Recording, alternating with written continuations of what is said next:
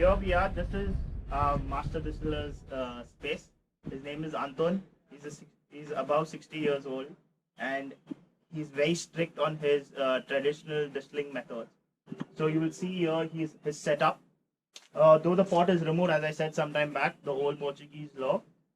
Once the fruit cultivation stops, you do not distill anymore. And to remove that temptation, they remove the pot out on the 1st of June so that you do not distill something else into it, because you have license to only distill Feni out here.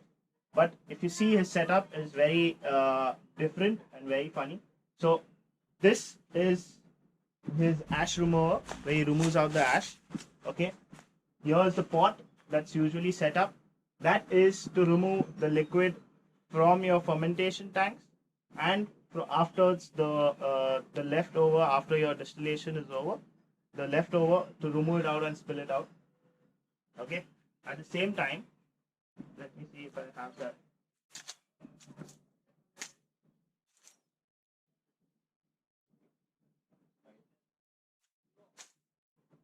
So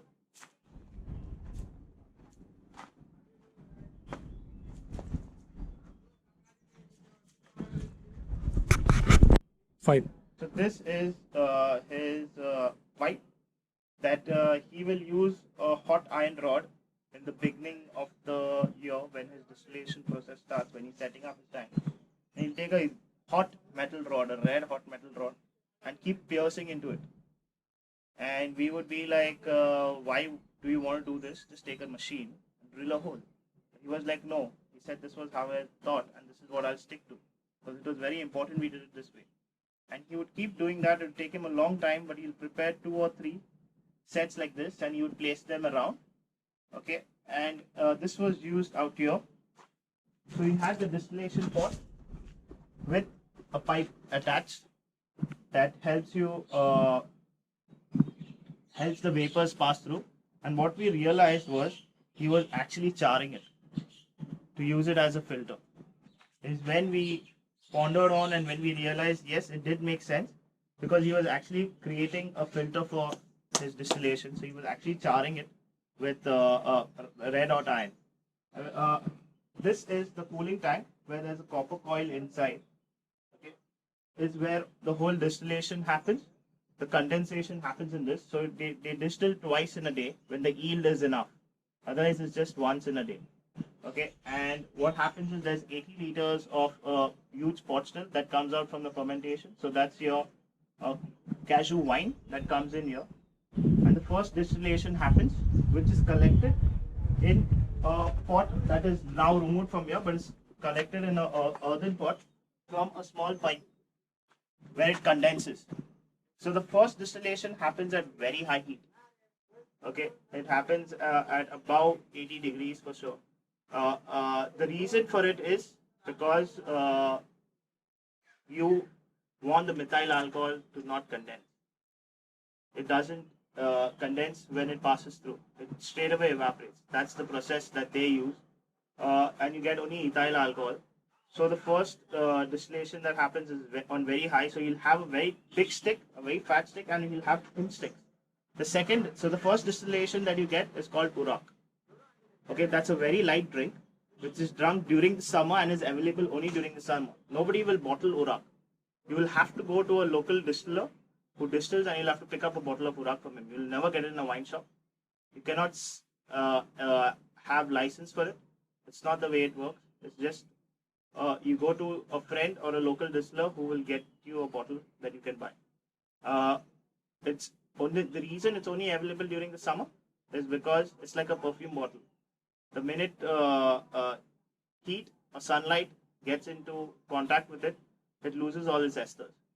So esters are like floral notes that are there, very aromatic notes that are there in alcohol. It's there in vodka, though vodka is a very neutral spirit, but it's very highly significant in your kaju cane or your urak.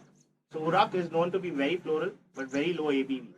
So what happens is, so that was the first drink actually we were having when we just started whole. So what happens is the urak, if kept at room temperature, within 2 months it will be flat. It will be tasteless. It will have that ABV, it will have the alcohol, but it have no aroma. So that's why your urak you'll have it only during this time of the year, which drives people crazy, and they want to drink it a lot. So that's what people drink.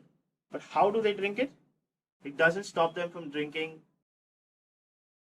Though it is low ABV, they will pour 90 ml for them, and they'll have it with a fresh lime soda or limca with lime, chili, salt. Now, you heat up 80 liters of your cashew wine, and you'll get 40 liters of urak. That is around 20 to 25% ABV. Now you take 2 batches of urak and you redistill it, and that's what you'll get is your Kazulo Feni or Feni. That is double distilled. So basically, Feni is generally double distilled, but also sometimes triple distilled. But we, as a brand, don't want to lose a lot of those esters. That's what makes Feni or cashew Feni.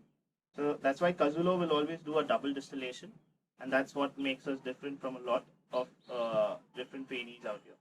Now we will move on to the tasting and our cellar.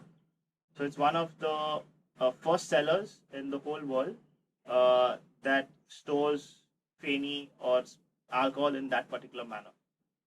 Not that I've come across any yet. So for more information on Feni and other spirits, do subscribe to the Cocktail Jockey, and please do share it with your friends and family.